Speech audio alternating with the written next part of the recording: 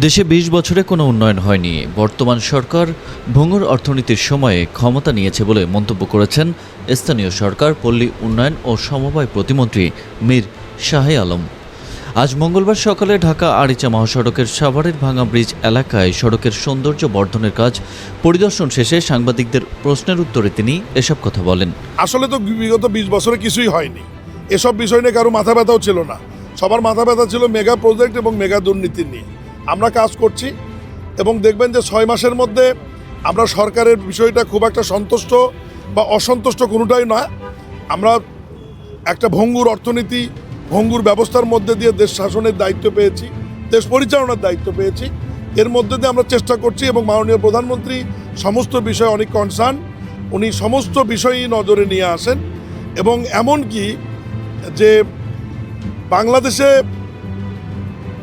সৃষ্টি হয় দুবলা ঘাস, যেটি মাটিকে ধরে রাখে, এটা নিয়েও প্রধানমন্ত্রী গতকাল মিটিং করেছে আমাদেরকে নিয়ে। রেল বিভাগ, সড়ক বিভাগ, পানি উন্নয়ন বোর্ড এবং স্থানীয় সরকার বিভাগ, ত্রাণ বিভাগকে নিয়ে, যাতে রাস্তার দুই পাশে এই দুবলা ঘাসগুলি লাগালে রেইন কাটে মাটি যাতে ধসে না যায় এবং ব্লকের মতো ব্যয়বহুল খরচ যাতে করতে না হয়।